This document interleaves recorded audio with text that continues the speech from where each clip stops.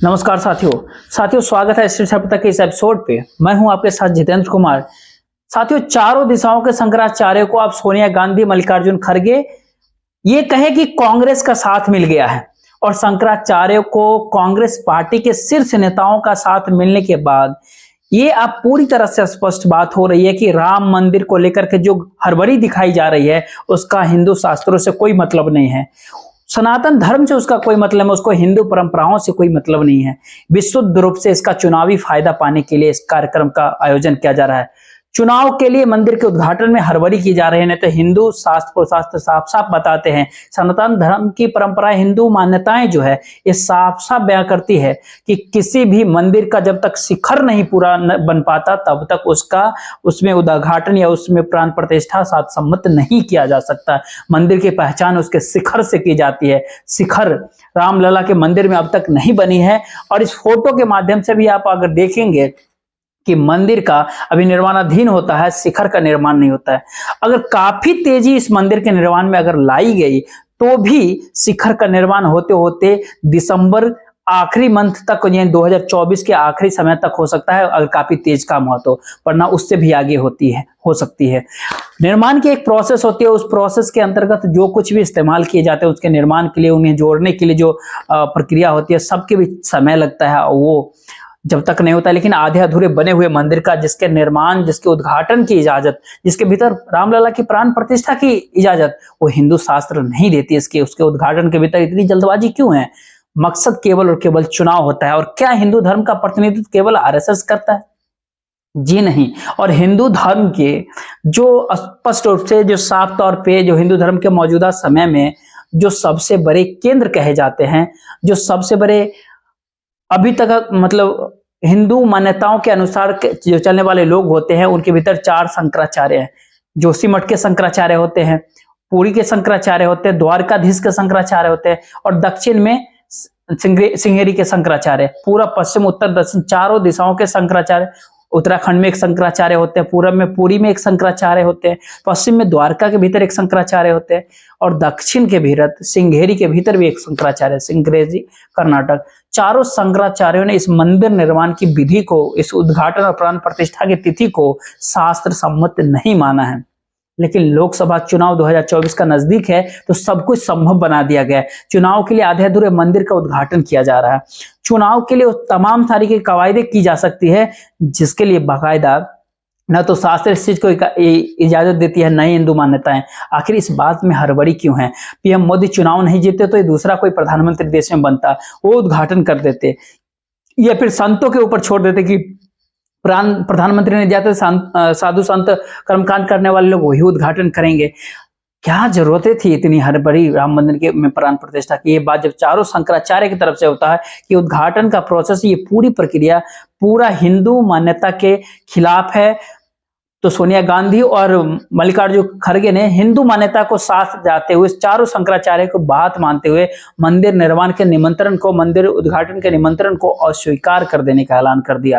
Congress party ने इस बात को कहा कि सोनिया गांधी और मल्लिकार्जुन खड़गे नहीं पहुंचेंगे। अब सवाल ये होता है कि हिंदुत्व के पीठ पर, हिंदुत्व के सियासत के पीठ पर क्या आरएसएस रही है या फिर शंकराचार्य सही है?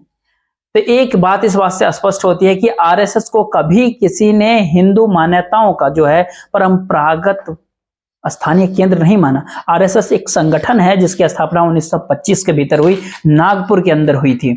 और आरएसएस की स्थापना के बाद हिंदू मान्यताओं से उसे किसी का लेना देना नहीं, ऐसा कुछ लगता भी नहीं है।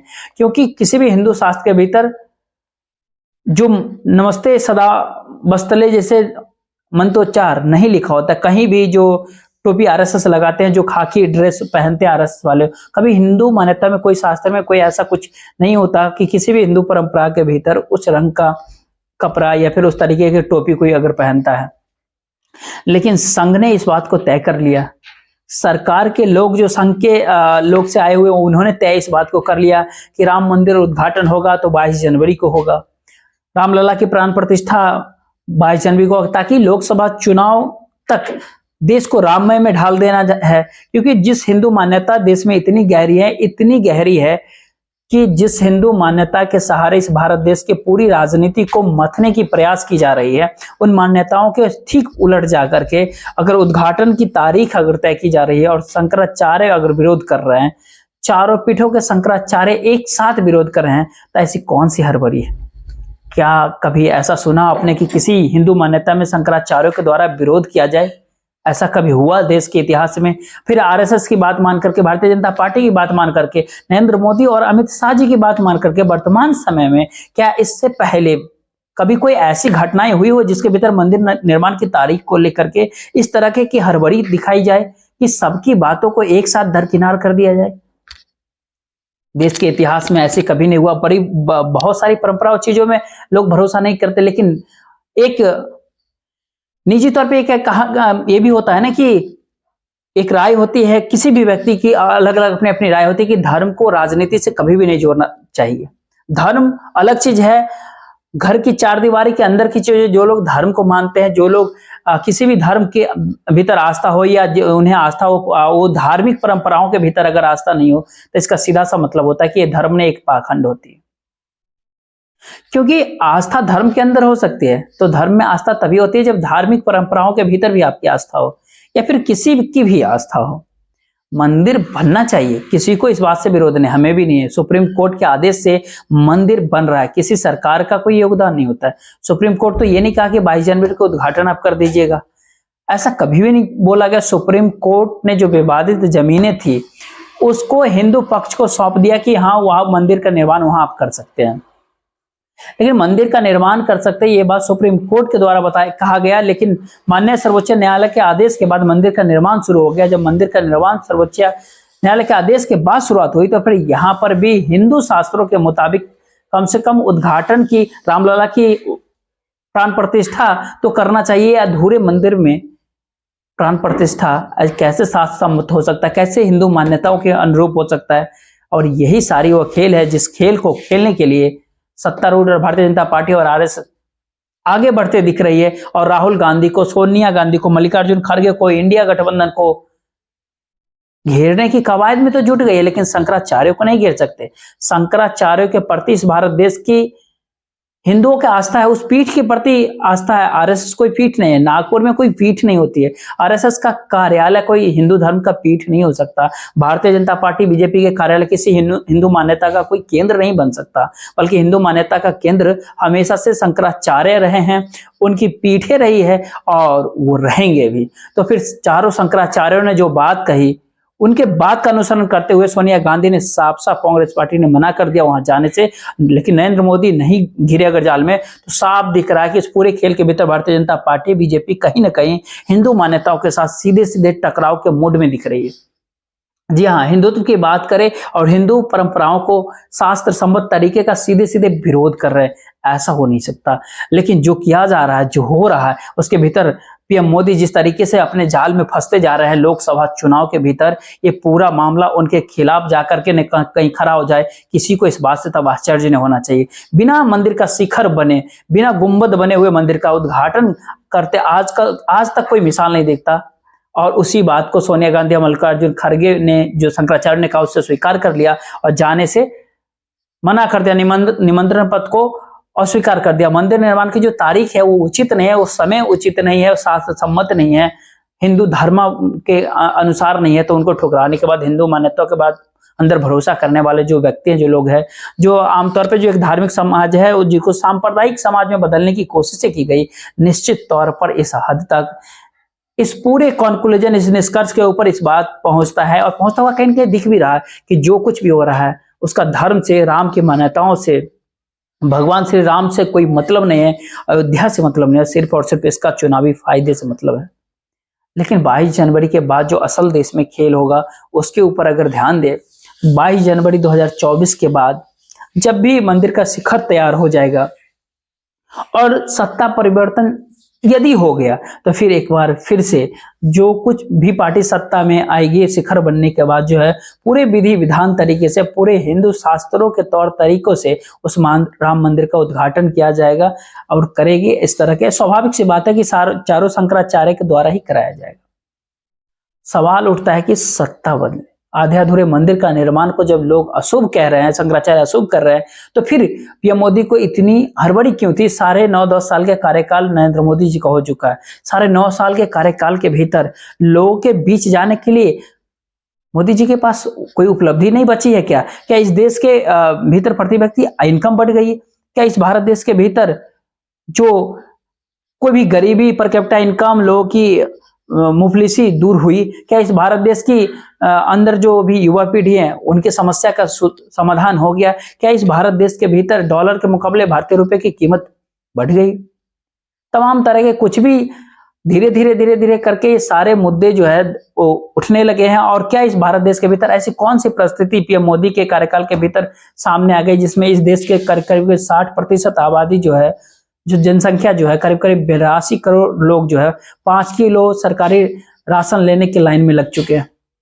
ये सारे सवाल और इन सारे सवालों से छिपने के लिए जब अयोध्या के जब इस्तेमाल किया जा रहा है, राम मंदिर का इस्तेमाल किया जा रहा है, ठीक उसी प्रकार जिस प्रकार 2019 के भीतर बालाकोट के सर्जिकल स्ट्राइक, पुलवामा के अटैक, दुखद घटना, इसका जिस प्रकार से प्रचार करके सेना का साहस का क्रेडिट लेने का जो कोशिश सत्ताधारी पक्ष ने किया, वो निश्चित तौर पे अब लोगों को कहीं साफ तौर पे लोगों का आंखों खोल दिया है। जब भी चुनाव आता है, राष्ट्रवाद हिंदुत्व की चाशनी में लपेटने के लिए हमेशा कुछ न कुछ इस तरीके से भारतीय जनता पार्टी की तरफ से की जाती है या उसका फायदा उठाने की कोशिश की जाती है, ऐसा खबर चल रहा है। 9-10 साल के कार्यकाल मोदी जी के पूरे होने वाले हैं, वो सत्ता में रहे हैं, उनकी उपलब्धि के नाम पे सबसे बड़ी 5 किलो राशन, उनकी उपलब्धियों के नाम पे सुप्रीम कोर्ट के आदेश से बन रहे राम मंदिर, जिसका क्रेडिट सुप्रीम कोर्ट को जाता है, उसका क्रेडिट खुद प्रधानमंत्री नरेंद्र मोदी जी लेने की कवायद में जुट गए हैं। कुछ ऐसी चीजें जो वर्तमान समय में क्रेडिट शब्द का इस्तेमाल अपने आप में कहीं ना कहीं शर्मिंदगी की तरफ दिखता है। तो राम मंदिर को लेकर के जो माहौल क्रिएट किया जाता है वो पूरे भारत देश के भीतर जो लाइटिंग की जाएगी, जगह जगह एलईडी स्क्रीन पे दिखाया जाए कैसे उद्घाटन हो रहा है।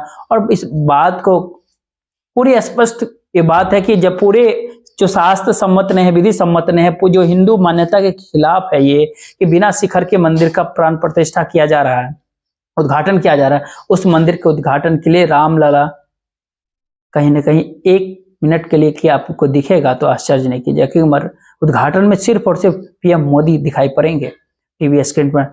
मोदी जी के रामलला मंदिर का उद्घाटन हो रहा है। और ये बातें जो है जब लोगों के मन में, जब शंकराचार्यों की बात कहने से, उनकी बातें करने से अगर बढ़ती जा रही है, बातें धीरे धीरे खबरें फैल रही है, तो सोनिया गांधी और खड़गे साहब ने अपने तरफ से तो मास्टर स्ट्रोक खेल दिया। उन्होंने शंकराचार्यों की बातों में हम मिलाते हुए उनकी राय के साथ सहमत होते जा रहे हैं।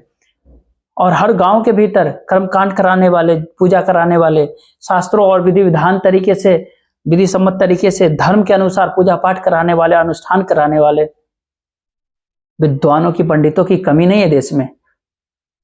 साथ ही कांग्रेस का ये भी कहना है कि जिस दिन अब चारों धर्माचार्य शंकराचार्य जो जब राम मंदिर अयोध्या पहुंचेंगे तभी कांग्रेस भी वहां जाएगी, उनके साथ जाएगी, उनके साथ लेकर के जाएगी। जो धर्माचार्य कहे शंकराचार्य जी, जो चारों दिशाओं का जो इस चीज के लिए जो विरोध किए, विरोध कहना शायद उचित नहीं होगा। शंकराचार्य का जो कहना है कि बिना शिखर के अगर इसका इस तरह से किया जा रहा है तो हिंदू धर्म के अंदर और धर्म के अनुसार ये सही नहीं है, शास्त्र के अनुसार ये सही नहीं है, तो क्या ऐसे करना तब भी जरूरी है? राम मंदिर के अंदर रामलला के प्राण प्रतिष्ठा विधिवत तरीके से क्यों नहीं किया जाता? कुछ दिन बाद ही होता। अगर ऐसा नहीं किया जा रहा तो क्या ये सच में केवल और केवल चुनावी फायदे के लिए पीएम मोदी कर रहे हैं? चारों दिशाओं के शंकराचार्यों का ऐसा मानना है, ऐसा कहना है, तो पूरा देश के जो भी लोग हैं, जो भी इस बात को समझते जानते होंगे, वो बखूबी समझ सकते हैं जो इसमें क्या ये सच में पीएम मोदी जी की केवल राममय देश को बनाने के लिए, केवल 2024 के लोकसभा चुनाव में राजनीतिक फायदा के लिए ये राम मंदिर में रामलला के प्राण प्रतिष्ठा 22 जनवरी को इतनी जल्दी करवाने की कोशिश है? देखिए, बाकी आप क्या सोचते हैं, अपनी राय जरूर दिखिएगा। जय हिंद।